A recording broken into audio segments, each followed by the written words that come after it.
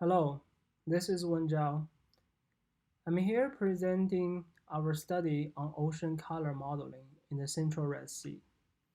Firstly, I would like to thank Chapman University for supporting this study and helps from our collaborators from Kingdom of Saudi Arabia and Egypt.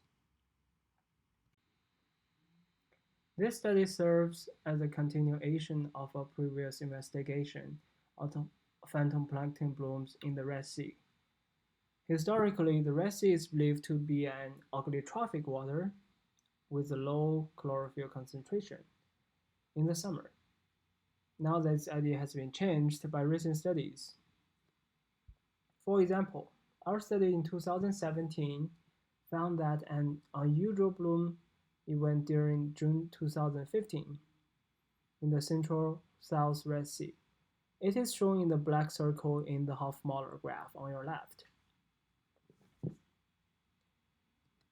We found that the blooms is driven by the eddy dipole that provide nutrients through the upwelling water from the deeper ocean.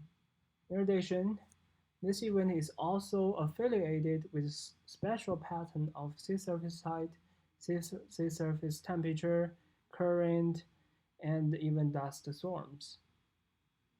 Therefore, in 2018, our continued study assessed the relationship between the bloom and the multiple ocean and atmospheric factors using statistical methodologies.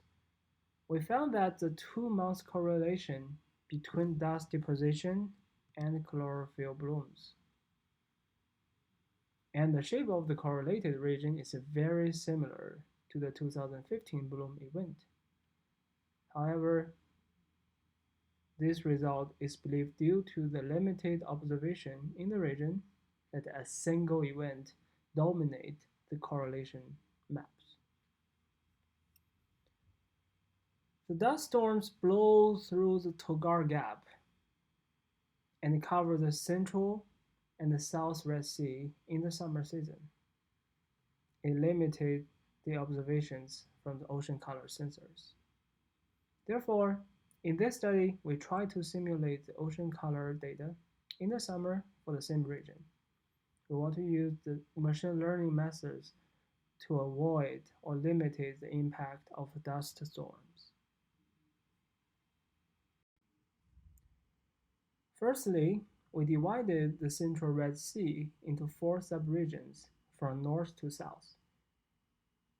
On your left, here you can see the map of the selected regions over the bathymetry map and the latitude and the longitude of each region.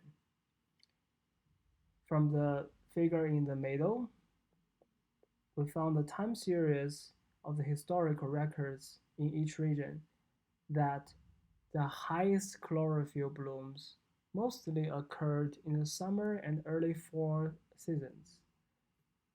And the figure on the right, you can see some of these blooms also show the eddy activities, which indicates the possibility of simulating the blooms by simply using the ocean parameters because the blooms are driven by the eddies.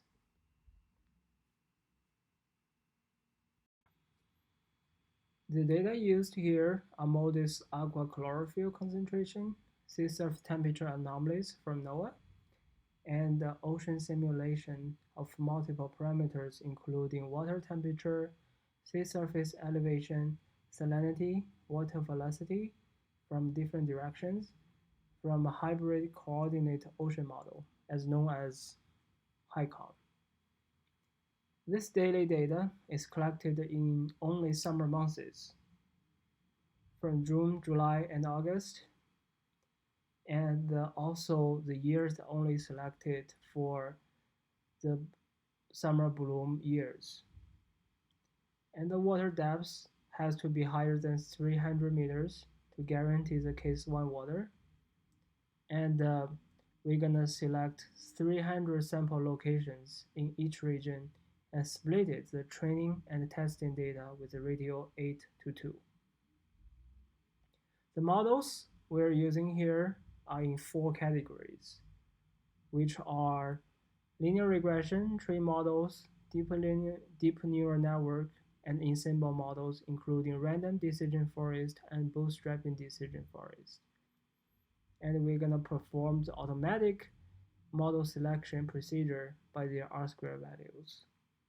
And the selected model will be used to simulate the chlorophyll concentration for each region.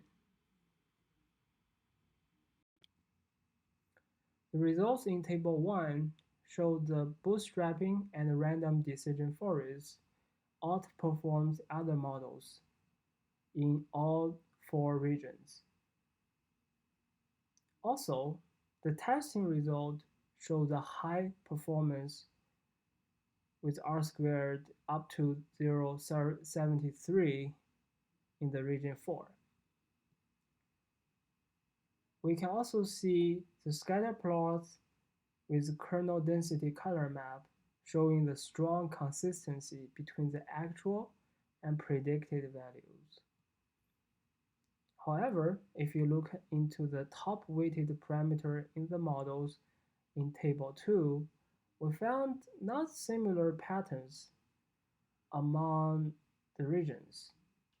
Even the sea surface elevation and the sea surface temperature anomalies all appeared as important factors in these models.